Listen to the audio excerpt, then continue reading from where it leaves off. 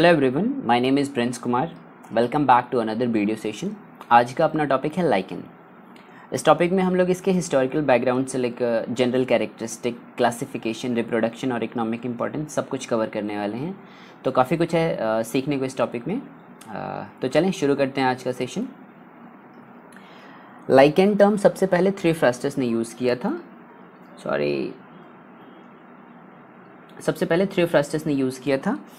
उन्होंने उनको पेड़ की छाल पे इस जैसा कुछ सुपरफिशियल ग्रोथ दिखा था, जिसको उन्होंने लाइकेन कहा था। इन थ्योफ्रास्टस को फादर ऑफ बॉटनी भी कहा जाता है, एक इम्पॉर्टेंट फैक्ट है। काफ़ी लंबे समय तक लोगों को लग रहा था कि लाइकेन प्लांट है, लेकिन आज हम लोगों को पता है कि लाइकेन प्लांट नहीं है। बावजूद इसके प्लांट के तौर पे भी इसको उतना साइंटिफिक अटेंशन मिला नहीं, क्योंकि इसका इकोनॉमिक वैल्यू बहुत ही कम था। आप लोगों ने कार्ल लिनियस का नाम सुना ही होगा। इनको फादर ऑफ टैक्सोनॉमी भी कहा जाता है। ये ऑर्गेनिज्म के आइडेंटिफिकेशन, उसके नेमिंग और क्लासिफिकेशन के लिए जाने जाते हैं। इन्होंने भी लाइकेन की क्लासिफिकेशन पे काफ़ी कम फोकस किया। बावजूद इसके उन्होंने लाइकेन के सारे स्पीसीज़ को एक सेम जीनस में ग्रुप कर दिया था। इन्हीं का स्टूडेंट थे एरिक अकैरियस। इन्होंने लाइकेन के क्लासिफिकेशन के लिए सबसे पहले एक रैशनल सिस्टम बनाया था। इन्होंने लाइकेन के क्लासिफिकेशन को काफ़ी इंटेंसिवली इन्वेस्टिगेट किया था, इसीलिए इनको फादर ऑफ लाइकेनोलॉजी कहा जाता है। Father of lichenology Erik Acharius. Lichenology हो गया आपका स्टडी ऑफ लाइकेन, ठीक है। और जो लोग लाइकेन की स्टडी में स्पेशलिस्ट होते हैं उनको लाइकेनोलॉजिस्ट कहते हैं। इसके बाद 1867 में एक स्विस बॉटनिस्ट थे, साइमन स्वेंडनर। इन्होंने डुअल थ्योरी ऑफ लाइकेन दिया। इन्होंने बताया कि ये जो लाइकेन है ये दो डिफरेंट ऑर्गेनिज्म का बना हुआ है, एक फंगस और एक अलगी का बना हुआ है। इसके बाद डिबारी ने नोटिस किया ये जो लाइकेन है, जो फंगस और अलगी का बना हुआ है, इनके बीच म्यूचुअल बेनिफिट वाला रिलेशन है, जिसमें दोनों को फायदा हो रहा है। अलगी को भी फायदा हो रहा है और फंजाई को भी फायदा हो रहा है। इस तरह के रिलेशनशिप को एक्सप्लेन करने के लिए डिबारी ने सिम्बायोसिस टर्म दिया। सिम मीन्स टुगेदर, साथ साथ, बायो मीन्स रहना, सिम्बायोसिस साथ साथ रहना, ठीक है। ये तो हो गया लाइकेन का हिस्टोरिकल बैकग्राउंड। अब हम लोग इसका जनरल कैरेक्टरिस्टिक देखेंगे। लाइकेन एक परमानेंट सिम्बायोटिक एसोसिएशन है। किसके बीच?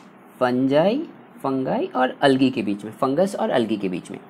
इस तरह से लाइकेन का थैलस फंगल कंपोनेंट और अलगल कंपोनेंट का बना हुआ है। फंगल कंपोनेंट को माइकोबायंट कहते हैं और अलगल कंपोनेंट को फाइकोबायंट कहते हैं। और इनके बीच का जो रिलेशनशिप है सिम्बायोसिस, इसको डिबारी ने बताया था, ये हम लोग देख चुके हैं।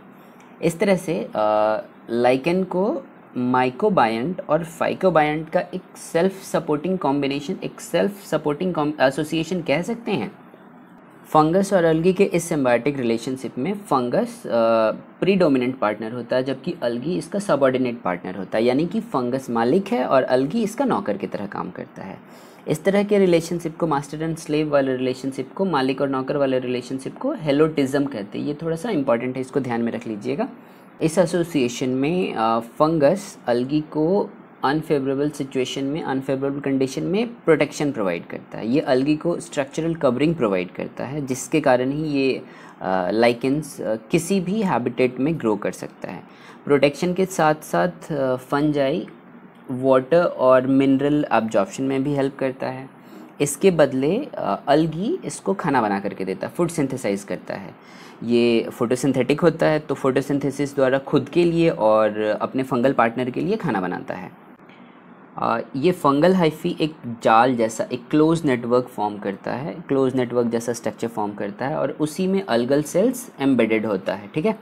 और ये जो अलगल सेल्स होता है ये बेसिकली क्लोरोफाइसी क्लास का होता है, जिसमें ग्रीन अलगी बिलोंग करता है। ये साइनोफाइसी क्लास का भी हो सकता है, जिसमें ब्लू ग्रीन अलगी होता है। मतलब लाइकेन में ज़्यादातर ग्रीन अलगी होते हैं, लेकिन हाँ कुछ ब्लू अलगी भी हो सकता है।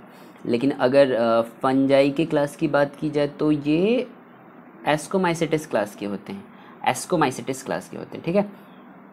लाइकेन्स में करीब 400 जेनरा होते हैं, उसमें से सिर्फ 2 से 3 जेनरा में ये बसीडियोमाइसेटिस क्लास का भी हो सकता है। जबकि ड्यूटेरोमाइसेटिस तो रेयरली ही कभी लाइकेन में प्रेजेंट होता है। तो इस तरीके से फंजाई में मोस्टली, मतलब आप समझो 99% से भी ज़्यादा एस्कोमाइसिटिस क्लास का होगा।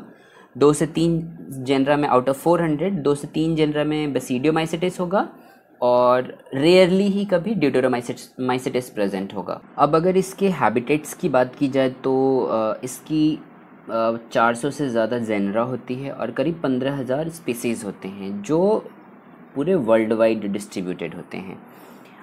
ये मॉडरेट टेम्परेचर, सफिशिएंट ह्यूमिडिटी में बहुत बढ़िया ग्रो करते हैं, लेकिन ये किसी भी एक्सट्रीम क्लाइमेटिक कंडीशन में भी सर्वाइव कर सकता है। ये आर्कटिक से लेकर के अंटार्कटिक तक किसी भी हैबिटेट्स में जहाँ कोई और प्लांट सर्वाइव नहीं कर सकता, ये वहाँ भी ग्रो कर सकते हैं। ये हॉस्टाइल लोकेशंस पे ये लाइकन मतलब वहाँ पाए जाने वाले एनिमल के लिए फूड सोर्स का भी काम करता है। जैसे टुंड्रा जोन में रेंडियर के लिए ये भोजन का काम करता है। क्लेडोनिया एक स्पीसीज़ है जिसको खाकर रेंडियर सर्वाइव करता है, इसलिए इसको क्लेडोनिया को रेंडियर मॉस भी कहते हैं। इसके बारे में हम लोग थोड़ा डिटेल में इकोनॉमिक इंपॉर्टेंस में पढ़ेंगे। अभी फ़िलहाल हम लोग इसका हैबिटेट को डिस्कस कर लेते हैं। ये कॉमनली आपको पेड़ की छालों पे, पुराने दीवार वगैरह पे, लकड़ियों पे, छतों पे उगते हुए दिखे जा सकते हैं। इसलिए इसके हैबिटेट के बेसिस पे इसको मतलब इसको कुछ ग्रुप किया जाता है, कुछ टर्म्स दिए जाते हैं। जैसे कि कॉर्टिकोलस हो गया, जो ट्री की पेड़ की छाल पे पाया जाता है उसको कॉर्टिकोलस बोल दिया। फोलियोलस हो गया जो पेड़ के पत्तों पे उगते हैं। सेक्सिकोलस हो गया जो चट्टानों पे उगते हैं। टेरिकोलस हो गया जो आपको ग्राउंड पे मिट्टी पे उग रहा है। ये हर जगह उग सकता है एक्सेप्ट पॉल्यूटेड इंडस्ट्रियल एरिया में। जहाँ पोल्यूशन ज़्यादा होगा वहाँ पे ये मतलब ग्रो ही नहीं कर सकता है, इसलिए इसको पोल्यूशन इंडिकेटर भी कहा जाता है, इंडिकेटर ऑफ पोल्यूशन भी कहा जाता है। ये थोड़ा सा इम्पॉर्टेंट है, इसको हम लोग नेक्स्ट मतलब जब इकोनॉमिक के इम्पोर्टेंस पढ़ेंगे उसमें भी हम लोग इसको डिस्कस करेंगे। अब हम लोग इसके क्लासिफिकेशन को देखते हैं। International code of botanical nomenclature के नियम के अनुसार लाइकेन के क्लासिफिकेशन में अल्कल पार्टनर का कोई रोल नहीं होता है। लाइकेन क्लासिफिकेशन पूरी तरीके से फंगल पार्टनर पे डिपेंड करता है, क्योंकि फंगस ही लाइकेन का थैलस और फ्रूटिंग बॉडी फॉर्म करता है। इसका क्लासिफिकेशन काफ़ी इजी है।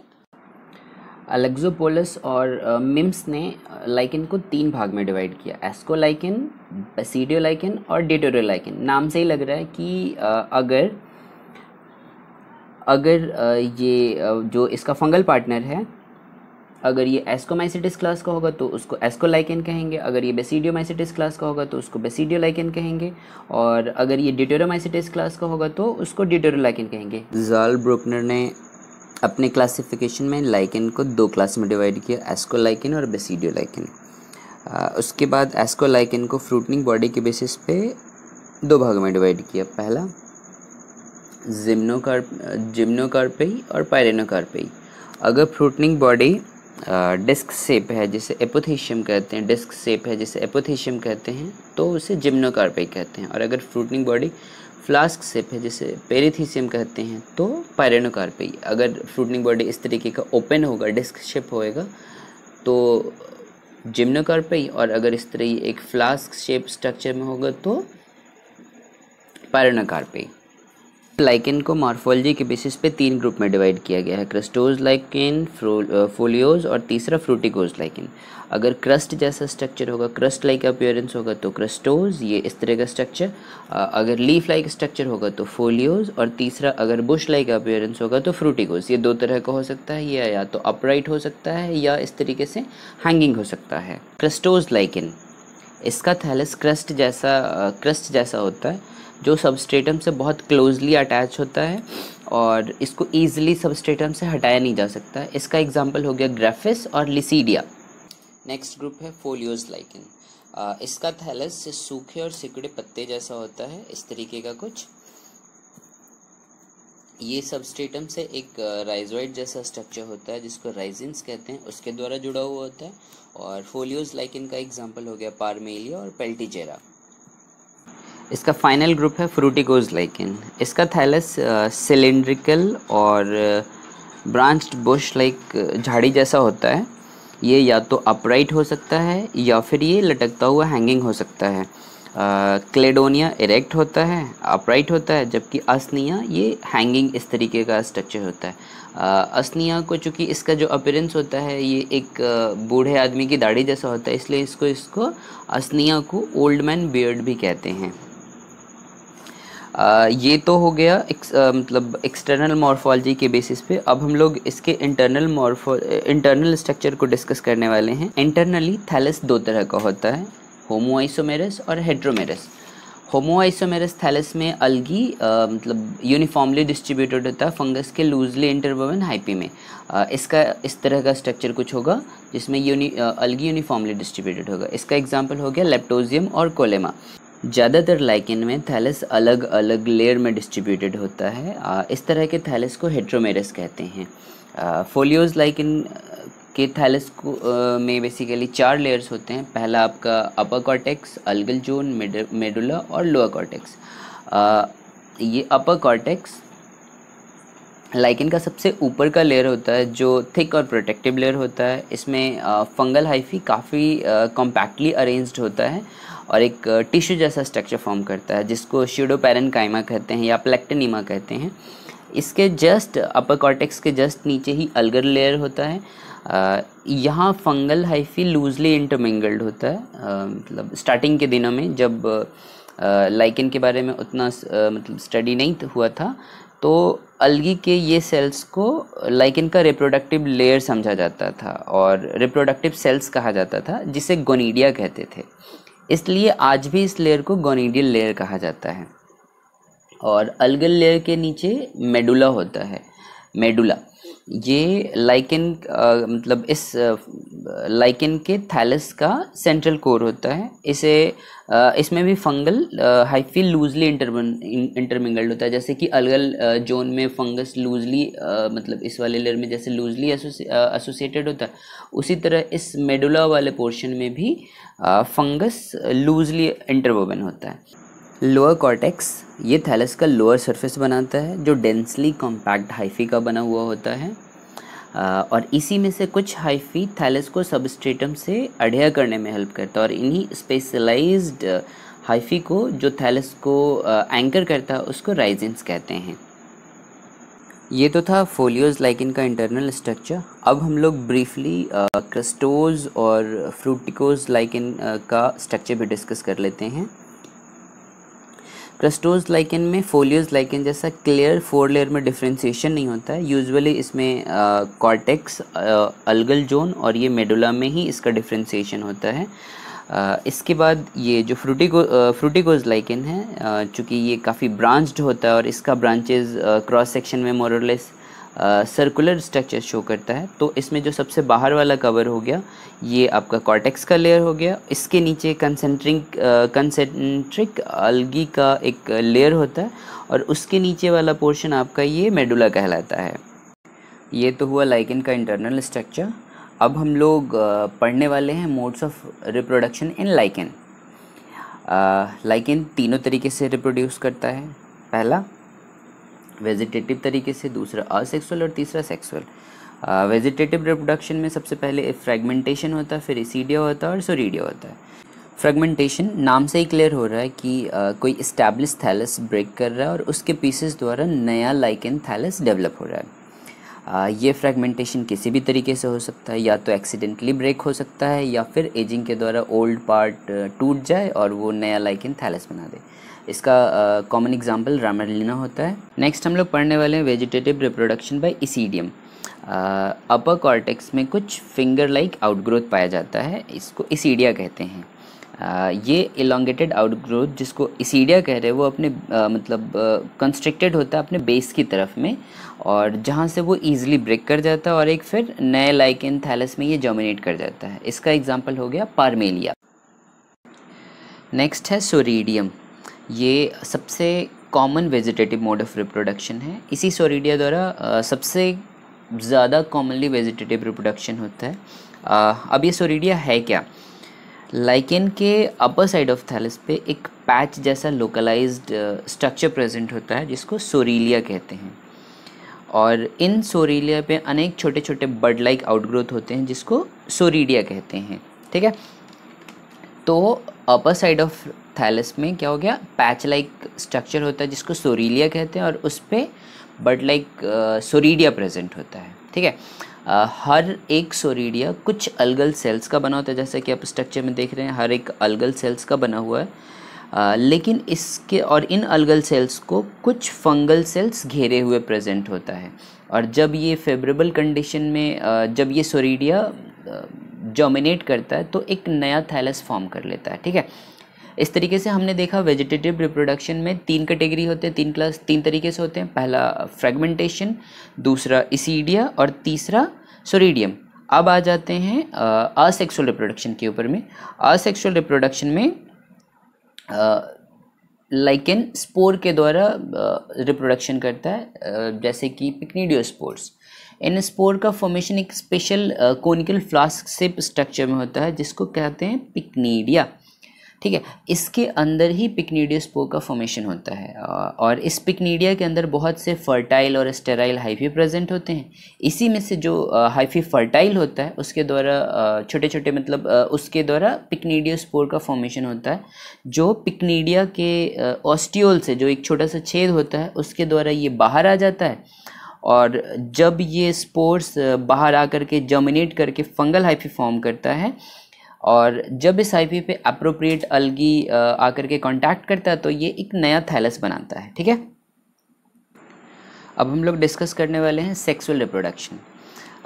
ये सिर्फ मतलब लाइकेन में सेक्सुअल रिप्रोडक्शन सिर्फ फंगल पार्टनर द्वारा होता है और इसी फंगल पार्टनर में सेक्स ऑर्गन डेवलप होता है। चूँकि हम लोग सेक्सुअल रिप्रोडक्शन की बात कर रहे हैं तो एक मेल सेक्स ऑर्गन होगा और एक फीमेल सेक्स ऑर्गन होगा। जो मेल सेक्स ऑर्गन होगा उसका नाम होगा स्पर्मोगोनियम और जो फीमेल सेक्स ऑर्गन होगा उसका नाम होगा कार्पोगोनियम। ठीक है, स्पर्मोगोनियम बिल्कुल पिक्नीडिया जैसा स्ट्रक्चर होता है। सेक्सुअल रिप्रोडक्शन में आपको याद अभी आपने देखा कि फ्लास्क शेप स्ट्रक्चर होता है जिसको पिक्नीडिया कहते हैं। उसके ऊपर ओस्टियोल था और पिक्नीडिया के अंदर पिक्नीडियोस्पोर्स बनते थे।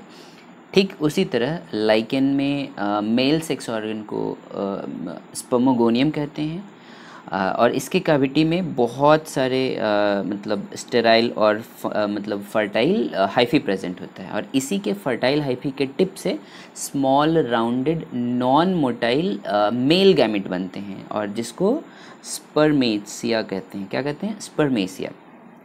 मतलब स्पर्मोगोनियम के अंदर स्पर्मेशिया बनता है। ठीक है, अब हम लोग इसके फीमेल सेक्स ऑर्गन को एक बार डिस्कस कर लेते हैं।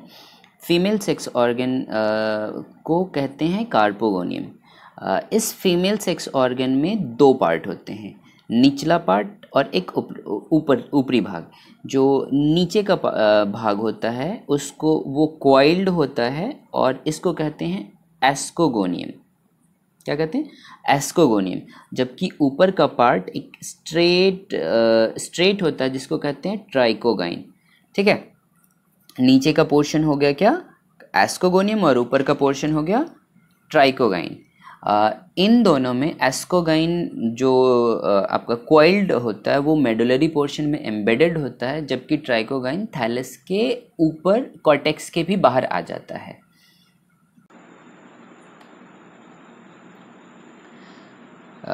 अब नेक्स्ट क्या होता है कि स्पर्मेशिया जो स्पर्मोगोनियम में बनता है और उसके ऑस्टियोल से ये स्पर्मेशिया बाहर आ जाता है और जैसे ही स्पर्मेशिया स्पर्मोगोनियम से बाहर आता है तो ये स्पर्मेशिया कार्पोगोनियम के का जो ऊपरी भाग है ट्राइकोगाइन जो मतलब ऊपरी कॉर्टेक्स के भी बाहर आ जाता है, ये उससे अडेयर करता है, उससे संलग्न हो जाता है। फिर मतलब स्पर्मेशिया और ट्राइकोगाइन का वॉल डिज़ोल्व हो जाता है और स्पर्मेशिया का जो भी कंटेंट होता है वो एस्कोगोनियम के निचले का जो निचला कॉइल्ड भाग है वहाँ पहुँच जाता है और वहीं इसका फर्टिलाइजेशन होता है। ठीक है, फर्टिलाइजेशन के बाद मतलब एस्कोगोनियम जहाँ फर्टिलाइजेशन होता है बहुत सारे एस्कोजेनस हाइपी का फॉर्मेशन होता है जो डिप्लॉयड होता है।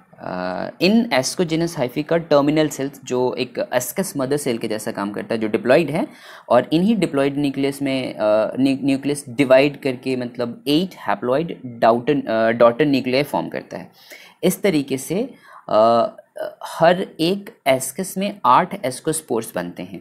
आगे चलकर यही एस्कोस्पोर्स डिस्चार्ज हो जाएगा और फिर जर्मिनेशन के बाद मतलब हाइफल ब्रांच बनाएगा। और जब ये फंगल हाइफी अपने अप्रोप्रिएट अलगी के कांटेक्ट में आएगा, संपर्क में आएगा, तब ये नया लाइकेन थैलस बना लेगा।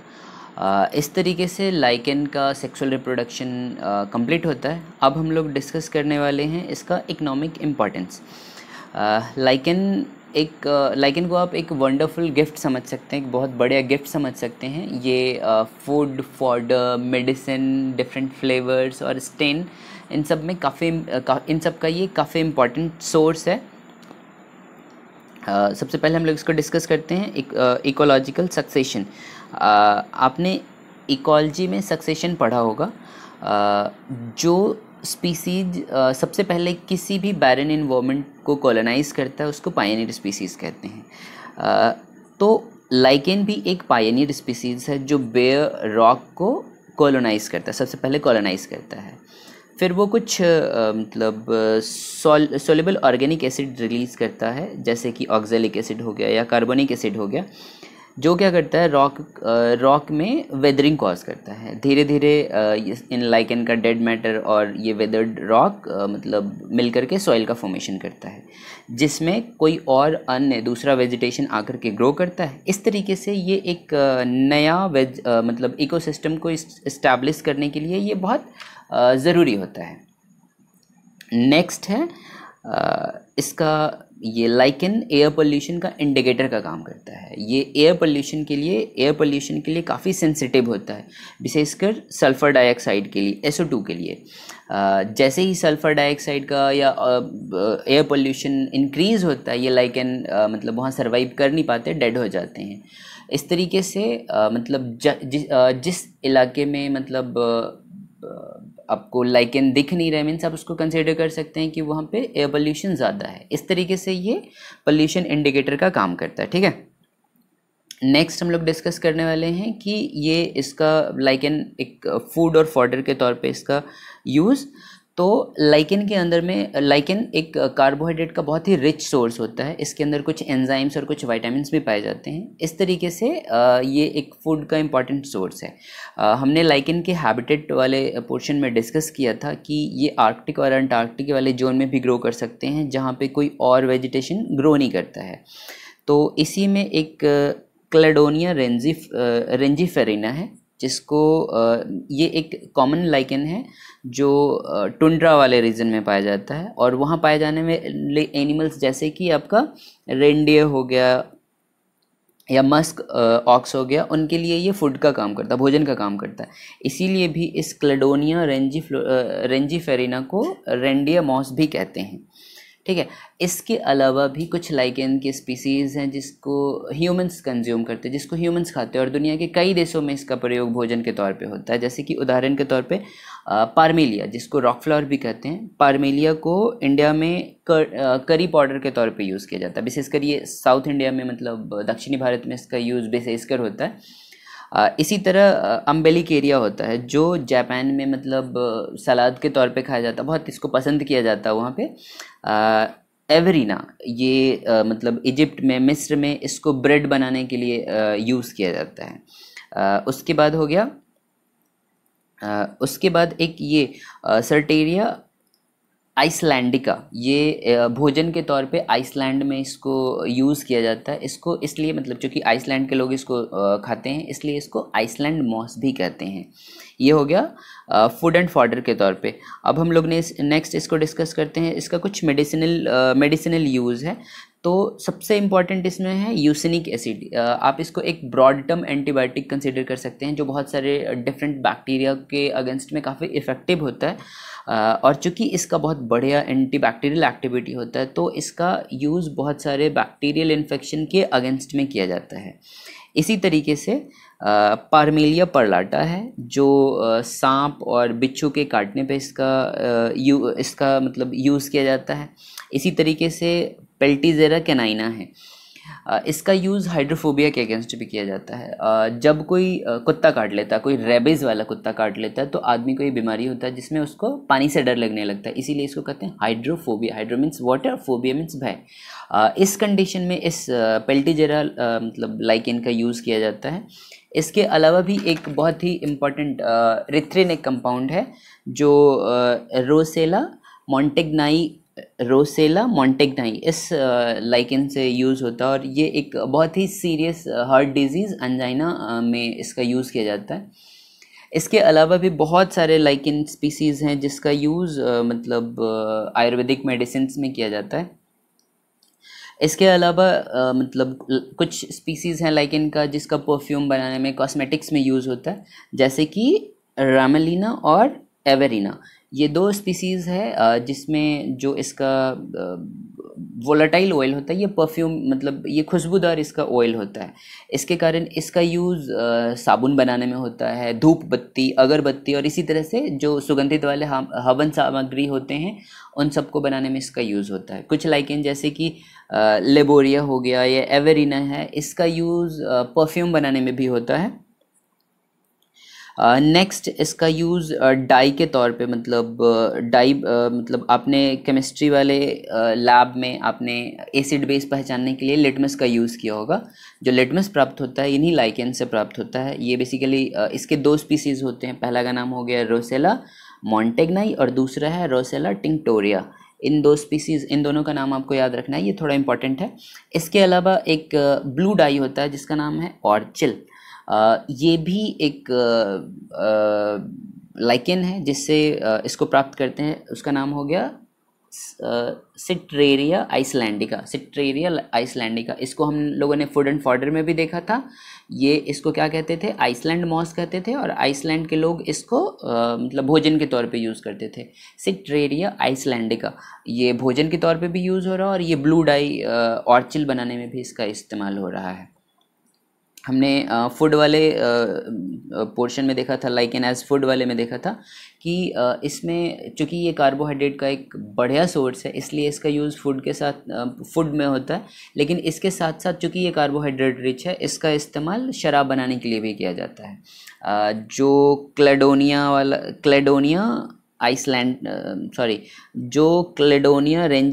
रेंजीफेरिना है, जिसे हम रेंडियर मॉस कहते हैं, जो रेंडियर का भोजन है, उसी तरह हमने अभी देखा था सिट्रेरिया आइसलैंडिका जो आइसलैंड में खाया जाता है। इन दोनों का यूज़ स्वीडन और रसिया में अल्कोहल बनाने के लिए यूज़ होता है। ठीक है, तो फ्रेंड्स ये था इसका इकोनॉमिक इम्पोर्टेंस। इसी के साथ हमारा ये टॉपिक लाइकेन ख़त्म होता है, जिसमें हमने इसका हिस्टोरिकल बैकग्राउंड से लेकर जनरल कैरेक्टरिस्टिक, क्लासिफिकेशन, रिप्रोडक्शन और इकोनॉमिक इंपॉर्टेंस सब कुछ डिस्कस कर लिया है। बहुत ही सिंप्लीफाइड तरीके से मैंने समझाने की कोशिश की है। फिर भी अगर कोई डाउट हो तो आप कमेंट बॉक्स में आप पूछ सकते हैं। Thank you so much for watching.